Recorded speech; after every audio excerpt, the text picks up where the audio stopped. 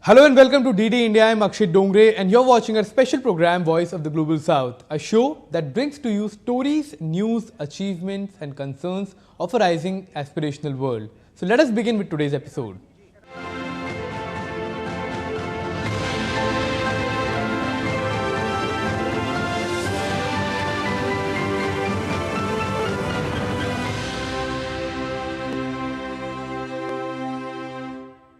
After 6 months of conflict between Israel and Hamas, the United Nations Security Council was finally able to come to a consensus and demand a ceasefire and return of the hostages. However, is the UNSC's resolution only on paper? And what does it mean for the world's highest decision-making body?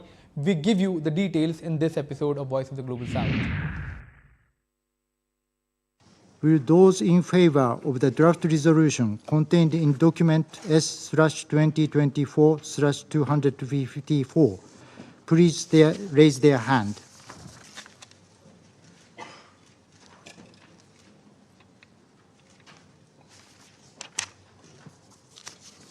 After 6 months of endless conflict between Israel and Hamas, the United Nations Security Council has finally stepped in and passed a resolution on Monday calling for an immediate ceasefire between Israel and Hamas in Gaza for the duration of the Islamic holy month of Ramadan. The resolution was passed by the Security Council after 5 previous failed attempts. The United States, which had previously vetoed 3 draft resolutions demanding a ceasefire in Gaza, abstained on Monday, allowing the draft to pass. The resolution received support of 14 UNSC members, including 4 permanent members. We appreciated the willingness of members of this council to take some of our edits and improve on this resolution. Still, certain key edits were ignored, including our request to add a condemnation of Hamas. And we did not agree with everything in the resolution. For that reason, we were unfortunately not able to vote yes. The resolution, proposed by the Council of 10 elected members, not only demands a ceasefire but also urges the release of Israeli captives held by Hamas since October 7th. Soon after passing of the resolution, Gazans stated that the decision has given them a glimmer of hope. I hope there is a ceasefire because we are tired and the country has been destroyed. And the best thing is for there to be a ceasefire because we really want to go to our homes. Our morale is very low and it's not just me as a citizen. It's the Palestinian people as a whole. However, the hope remained short-lived as neither the ceasefire was implemented nor the hostages were relieved. Despite the UNSC's demand for a ceasefire, airstrikes took place in Gaza's southern city of Rafah, where more than half of Gaza's 2.3 million people are sheltering against the border fence with Egypt. Where is the Security Council? Where are all the people? What is happening to us? We are living here in debt. Look at where our women are. Look at where our children are. Look at the little ones. Look at our children. Where should we go? Where should we go? In Tel Aviv as well, people showed little faith in the UNSC decision in terms of the release of hostages. Well, about the UN resolution, I feel like I don't like it. Because for me, the hostages is the most important thing. And we went for war not because we don't like the people in Gaza Strip or even the Hamas. We want these hostages back in Israel. We don't need anything from Gaza. And the UN resolution is not fulfilling my or our, if I may speak for other people, do not fulfill our wishes. According to the UN Charter, all Security Council resolutions are legally binding under the international law. The failure in the implementation of the resolution came as another blow to the authority of the highest body of the United Nations. In a further jolt to the world body, the United States, a permanent Security Council member, downplayed the significance of the resolution, describing it as non-binding. However, as I've said before, we fully support some of the critical objectives in this non-binding resolution. And we believe it was important for the Council to speak out and make clear that our any ceasefire must come with the release of all hostages. Indeed, as I've said before, the only path to a durable end to this conflict is the release of all hostages. After the beginning of the Israel-Hamas conflict, it took United Nations 6 months to pass a resolution for a temporary ceasefire and call for the return of hostages. However, neither could it implement a ceasefire for 6 days nor force Hamas to return the 6 hostages, raising major questions on the relevance of the world body and highlighting the urgent need for changes in it to deal with the current and future challenges of the global south and the world. Haiti, a country in the heart of Caribbean with population of just over 11 million people, is going through unimaginable bloodshed.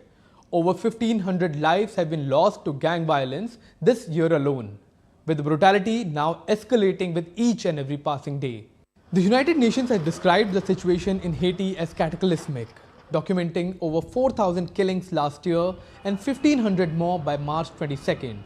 Innocent civilians have fallen victim to the crossfire and brutal tactics employed by rival gangs. The situation in Haiti is cataclysmic. Corruption, impunity and poor governance, compounded by increasing levels of gang violence, have eroded the rule of law and brought state institutions close to collapse. Tackling insecurity must be a top priority to protect the population and to prevent further human suffering. The crisis started after the assassination of the democratically elected president Jovenel Moise in 2021. Later, Ariel Henry, who was the prime minister, assumed power with the support of several nations including the United States of America. And after delaying the elections on multiple occasions, the gangs that were active in the country started violence. But the violence isn't confined to the streets alone in Haiti. Political turmoil has now deepened as the Prime Minister Ariel Henry has resigned, leaving a void in the leadership, with a power struggle now taking place among rival gangs of the country that has led to the current situation. Amidst this chaos, foreign nations are now scrambling to evacuate their citizens.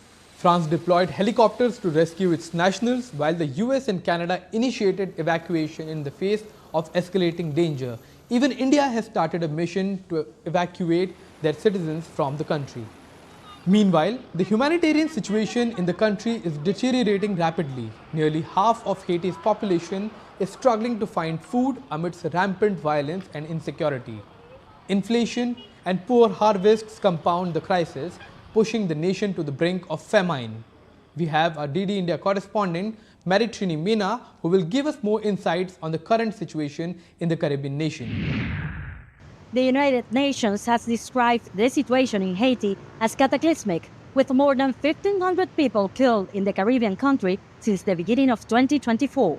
The UN's High Commissioner for Human Rights, Volker Turk, said on Thursday that all these practices are outrageous and must stop at once. The most recent UN report says some 4,500 people died last year. Since February this year, Haiti has been facing a political and security crisis as rival gangs battle for control. Criminal organizations have attacked strategic locations such as the international airport and police stations and blocked main roads, preventing the distribution of food and essentials across the capital Port-au-Prince. For now, a state of emergency that began a month ago has been extended until early April, but is likely to continue as the capital continues to be controlled by heavily armed civilians. This comes as the Caribbean nation is working to establish a new government through a transitional presidential council. Even though Haiti's prime minister said in mid-March he would hand over his office when the transitional government takes office, the council is not officially installed yet. In Caracas, Maritrini Meena, reporting for DD India. We will take a small break here and be back with more Global South stories on the other side. Keep watching.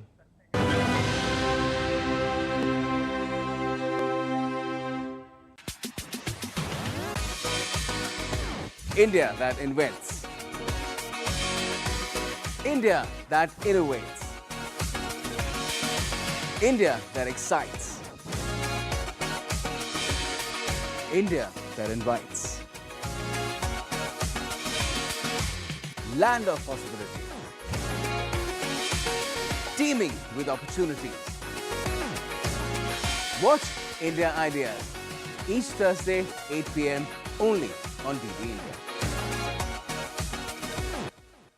In a world that never stops, where information shapes our reality, one app stands out, helps you stay ahead of time.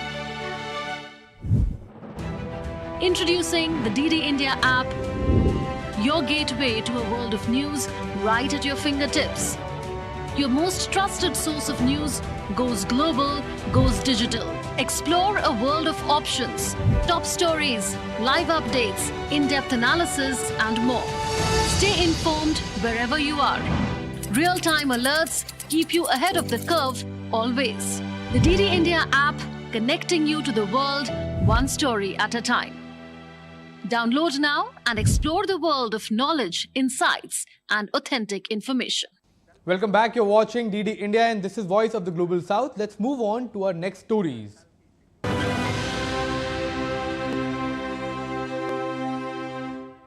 The month of Ramadan is special for Muslims across the globe. However, amidst raging conflicts in various parts of the world, this holy month also casts a spotlight on the harsh realities of human suffering, food insecurity, political instabilities that millions face in the global south. For the nations of the global south, conflicts, terrorism, disparity, and fundamentalism have remained key challenges, dimming prospects for development and well-being of the people. These challenges have especially impacted the nations of the Middle East, Africa, and South Asian nations in recent years. Even during festivities such as the holy month of Ramadan, these regions endure hardships, underscoring the depth of human suffering amidst economic instability and ongoing turmoil, highlighting what the global south has to fight for. Mushavwe, an electrical engineer living in the Syrian capital, makes his way through the busy Damascus markets in search of essential items and cheaper options in preparation for the daily iftar meals. Life has become expensive. We are cutting down on many things and we try to get less quantities. We have reached the point where we buy some of vegetables and fruit by piece, not by kilos. It's gotten to that extent. There are some things that I got today that I can't get every time, to be honest. Some things I get once a week, once every 2 weeks. Before we used to cook and feed other people and neighbors. Now we feed our children only because everything has become more expensive than before. It was cheaper before, now it's very expensive. Syria, a nation ravaged by conflict since protests against President Bashar al-Assad erupted in 2011, has deeply entrenched the effects of violence and instability. Moreover, bloody conflict, Western sanctions, and economic turmoil linked to neighboring Lebanon's financial collapse have all contributed to a dire economic situation. A recent report revealed that 10% of the region's total 400 million population are now grappling with acute food insecurity. This translates to 40 million individuals, among whom 11 million struggle daily to secure sufficient food for their families. Moving to Gaza, where the spectre of famine looms large, families are grappling with the devastating impact of food insecurity. We have never had a Ramadan like this one. We once had a Ramadan during war and we were receiving aid, help and food. But during this war, dogs are living better than us. I swear to you, dogs are living better than us because dogs roam around and find food. As for us, we cannot find anything. We are scared to go out. I say don't go out and leave these children. It is your sin if you did so. Don't go neither here nor there. God will help us. I cook every day. I cook meals and feed my children. According to the Integrated Food Security Phase classification, famine could strike northern Gaza as early as May threatening to spread across the enclave by July. The landlocked country Afghanistan is grappling with a dire humanitarian crisis, with over half of its population leaving roughly 23.7 million people in urgent need of assistance. Decades of conflict and climate-related disasters have left families on the brink, struggling to survive day by day. Meanwhile, in Sudan, ongoing armed conflicts have ravaged the economy, causing a staggering 40% contraction last year alone, with predictions indicating a further 28% shrinkage in 2024. The country faces continuing hardships and instability. The United Nations Security Council, in an address to the humanitarian situation unfolding in Sudan, claimed the country is possibly on course to witness the world's worst hunger crisis. Sudan is on the course to become the world's possibly worst hunger crisis. Already 18 million people, again, has been said. More than one-third of the country's estimated population are facing food insecurity. By the time the lean season arrives in May, people in some parts of Darfur could face what we term IPC Phase 5 level acute food insecurity. We call this stage a catastrophe. Malnutrition is soaring to alarming levels and is already claiming children's lives. Meanwhile, as the month of Ramadan unfolds against the backdrop of strife and uncertainty, the plight of communities in the region underscores a broader crisis gripping the global south. Economic turmoil, conflicts, political instability, climate change, terrorism, and corruption have compounded to push millions into the grips of acute food insecurity, plaguing the growth of the developing world.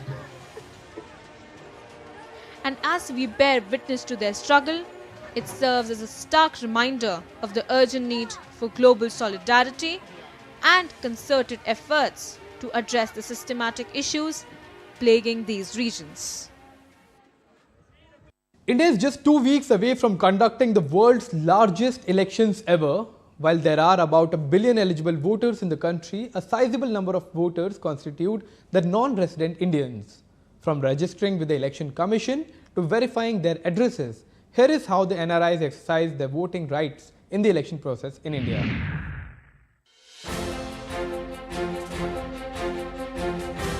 Elections are often hailed as a festival of democracy in India. With close to 1 billion voters, general elections in India this year will be the biggest one yet. But what about the people who are not natives of India anymore? How will they participate in this historic event? Can they still vote? For non-resident Indians, the answer is yes. Indian law permits citizens living abroad to vote in elections, but they must be physically present in the country. This law means the non-natives of India still get to choose their government, ensuring their participation in the election process as well. For those looking for the voting process, here's a step-by-step guide to vote in the 18th Lok Sabha elections in India. First, non-resident Indians can register to vote with the Election Commission of India using their Indian passport address. Eligible voters must fill out Form 6A online at the voter portal and upload necessary documents, a recent passport-sized photograph, self-attested photocopies of their passport showing Indian addresses and a valid visa endorsement. Submit the form in person or via email to the electoral registration officer. If submitting by mail, ensure photocopies are self-attested. If in person, bring the original passport for verification. After submission, a booth-level official verifies the address mentioned in the passport. If unavailable, records are sent to the Indian mission. The electoral registration officer's decision is notified via post and SMS to the applicant. Any errors can be corrected using Form 8. While elections empower citizens, many abroad face limitations. Amendments in 2010 allowed NRIs to vote, but remote voting provisions are still pending. The Indian government aims to enable NRIs to vote remotely in the near future. This is all we have for you in this edition of Voice of the Global South. Let us know your thoughts on the show. You can also connect with us on Facebook, X and Instagram. You can check out our website ddindia.co.in. From all of us here in New Delhi, thanks for watching our special program. News and updates continue on DD India. Keep watching.